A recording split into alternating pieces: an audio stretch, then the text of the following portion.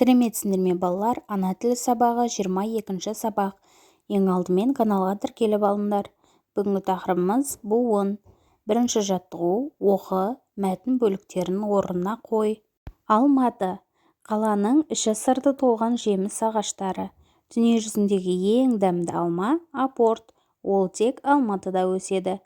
Алматы еліміздегі ерекше көрікті қала. Балалар, бұл жерде мәтіндегі сөйлемдер араластырылып, яғни орындары ауыстырылып берілген екен, соларды орнына қояйық. Ең бірінші бізде Алматы еліміздегі ерекше көрікті қала.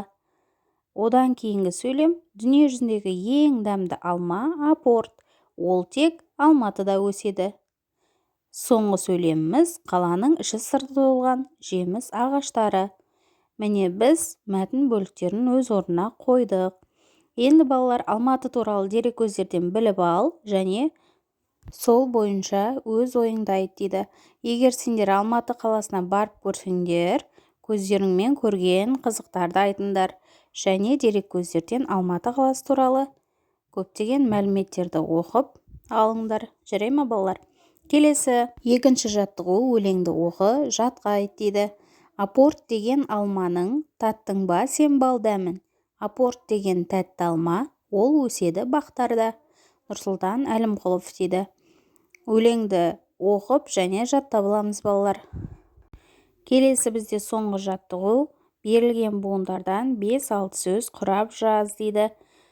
Бізде ортада бір буын берілген, сол буыннан бір сөз құрап айтамыз, я? Қайық, қасық, қатық, қамал, қалам, қалақ және қала деген сөз құрасақ болады екен. Келесі жағында бізге ба буыны берілген екен.